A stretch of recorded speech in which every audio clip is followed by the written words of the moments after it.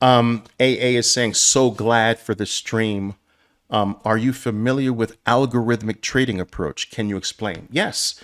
At one point, guys, I had 14 different algorithmic trading programs operating literally 24 hours a day.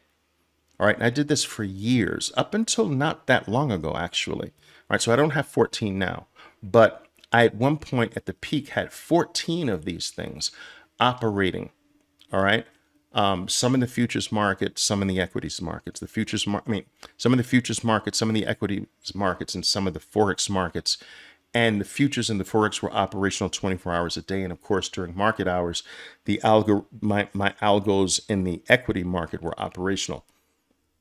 And so I would say that I'm quite familiar. And I started algorithmic trading back in 2001 after the dot-com bubble collapse.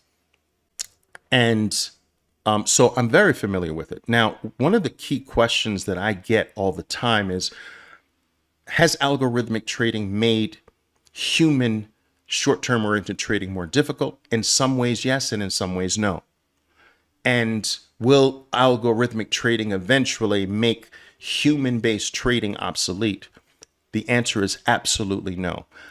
I think it should never be forgotten that human beings are still the creators of these things. So it's just an extension of the human being. It takes the human's actions and makes those actions more consistent. So they're set in stone.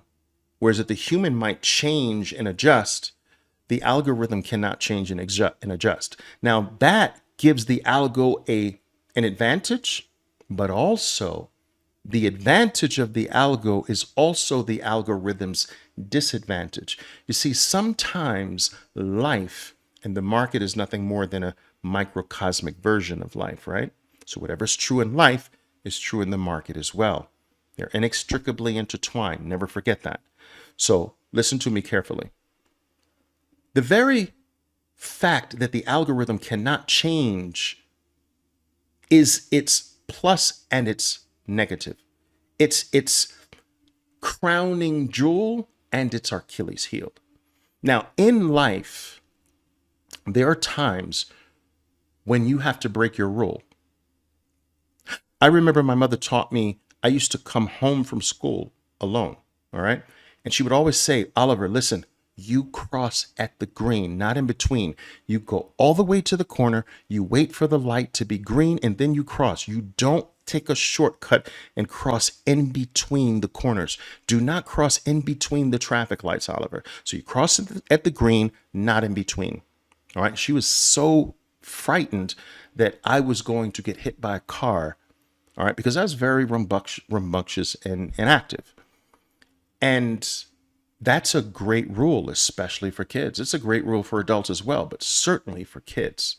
Waiting, going all the way to the corner, waiting for the light to be green, and then crossing the street. Okay? But if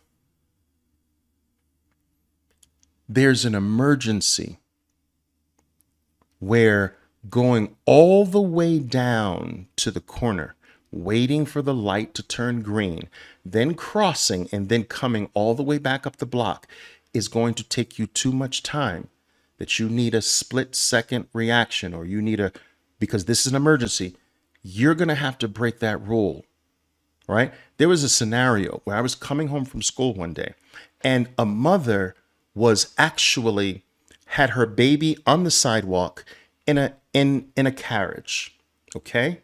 And she was taking groceries out of the trunk and walking them up a small flight of stairs while the baby was on the side of the sidewalk, just like 3 or 4 steps, not very far. She wasn't being irresponsible by any means. But what she forgot to do was put the lock on the carriage's wheels. And I was coming home from school and I saw the baby's carriage start to creep down. There was a little slope in the sidewalk, start to roll down the sidewalk, and it was heading toward the street. Okay, ongoing traffic. The mother was up the stairs putting the packages down. I looked both ways. All right. Made sure it was clear. I darted across the street, stopped the carriage just in time, put the lock on. She profusely thanked me. In fact, she took me home and waited for my mom to come home to tell me that I saved her baby's life. All right. Now, I don't know if the baby would have died or anything like that, but that scenario was life dictating that I should not follow my rule. Now, I know that may be a roundabout way to come back to trading here, but I will tell you that the algorithm that my mother gave me, had I applied it, would have been detrimental. It's not that the algorithmic rule of going to the corner and crossing at the green was incorrect. That's correct most of the time. But what about the times it's not correct? And so this is where algorithmic trading fails. And so just like you have your strengths, you have your weaknesses. Algorithms, every single one has its strengths and has its weaknesses. So because of this, it's just another market participant. That would just be like saying, will good traders make bad traders obsolete? No. Will algorithms make human trading obsolete? No. Human traders have their benefits and their Achilles heels. Algorithms have their benefits and their Achilles heels. It's nothing more than a mechanized person. It's another market participant. And so I just think that traders give too much importance to these things. All right.